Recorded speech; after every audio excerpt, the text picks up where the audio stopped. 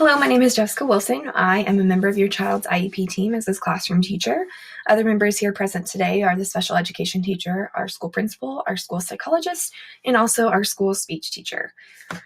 Okay, so kind of the purpose of today is just to update you on your son's progress, address any goals we had set previously for your son if they were met, and if not, why, update goals for his future, and to determine a plan for those future goals.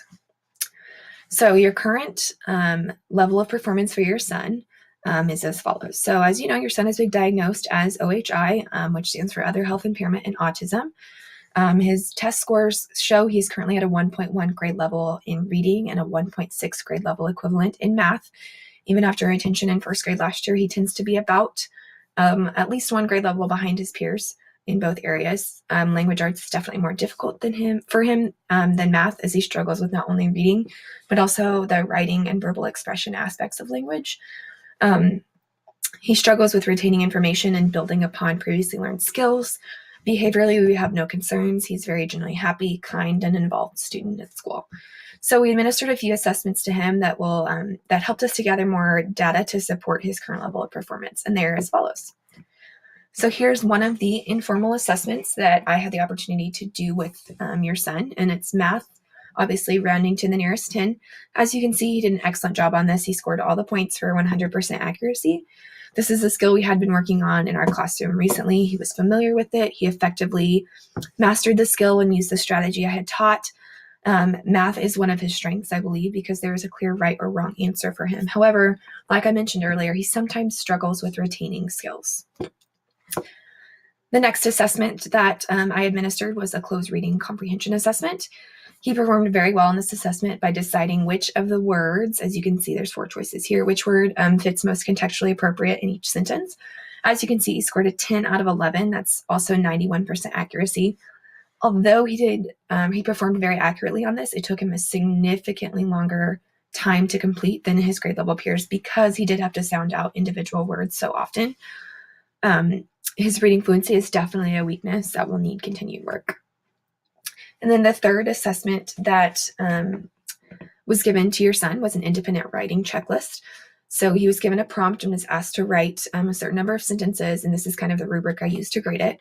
As you can see, he uses capital letters, he uses punctuation appropriately, his handwriting is easy to read, but his spelling errors do impact his writing significantly, and he does have a hard time presenting his thoughts in a way that makes sense. So that will need also continued work. Another type of assessment I used is called the DIBELS Oral Reading Fluency Probe. This assessment helps teachers to determine a student's reading fluency rate in words per minute and can help determine areas of weakness that a student may need additional instruction on. So your son was given a grade level reading passage and was timed for 1 minute to see how many words he could read. This graph is a little confusing, but I did apply an intervention, which is like additional time working with me on a skill to see if it would help increase his reading fluency rate. He started the 7-week process at 32 words per minute, and that's our baseline score. And then the red line is the intervention line. So with the intervention, here's how he was able to steadily increase his reading fluency up to 44 words per minute by the end of the intervention period. This blue line up here is called the aim line because that's where we would like second graders to aim to be by this point in the grade level or in the grade year. So as you can see, he's still significantly below his peers, but he did make significant progress. So the assessments I chose were used because they provided an accurate picture of where your son is and the things he needs to continue to work on. They were also quick, easy to administer, and gave me reliable results. So from those assessments, I was able to gather some strengths and weaknesses of your son. Obviously, we've talked about math as an apparent weakness or apparent strength for your son because it's easy for him. It's easy for him to compute numbers and to find an exact answer. Comprehension of basic reading passages is easy for him as long as he's able to decode words.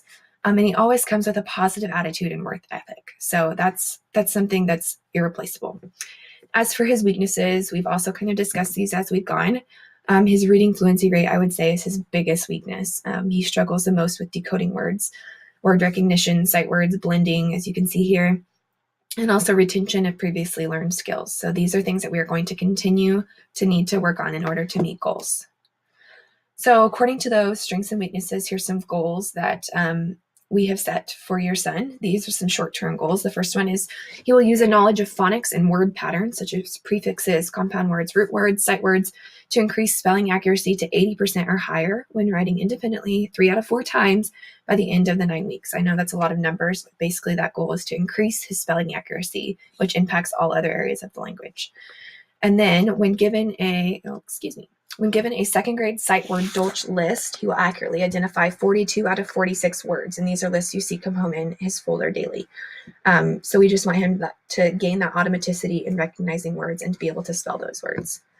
And then here's some long-term goals. He will increase his reading fluency rate to 60 words per minute while maintaining 90% plus accuracy when reading a grade level text as measured by Dibble's Oral Reading Fluency Probe. So right now he's at about 45 words per minute. We would love to see him increase to around 60. Even though that's not grade level appropriate necessarily, that would be incredible progress for him. And then his second long-term goal is he will achieve a 2.0 grade level equivalent or higher on the STAR reading assessment by the end of the school year. We really, really want to get him to that level where he's independently reading and understanding what he's reading on his own. So as you can see, like all of us are on the team to help you, but you also have a job in this. So how you can help, you can read with your son at home, whether that's reading aloud, reading with him, or you just listen to him read. He has library books. He brings home every day. Just getting experience reading and being in the text. Encourage sight word practice in fun ways, like games. Like I said, we have tons of classroom sight word games I would love to send home for you to play with your son. Encourage reading in the world around him, everyday things like signs, McDonald's marquees, anything you see out in the real world, environmental print text. And also maintain open lines of communication with us, his IEP team. Like I said earlier, we are a team. We work together in this task. And then most importantly, believe in him and encourage him and let him know that you notice his hard work. If a child is really struggling and they don't see that encouragement and that constant push to be better, they're not going to want to because it's not going to matter to them. So encourage him, let him know that you see his hard work, and let him know that even though it's hard, he is making progress and you're proud of the work he's achieving. So if you have any questions, please don't hesitate to ever get a hold of me. Like I said, we are a team in this. I can send home materials and stuff for you to work on with your son at home, but I do believe he's on the best track that he could be to achieve those goals that we've set for him. Thank you.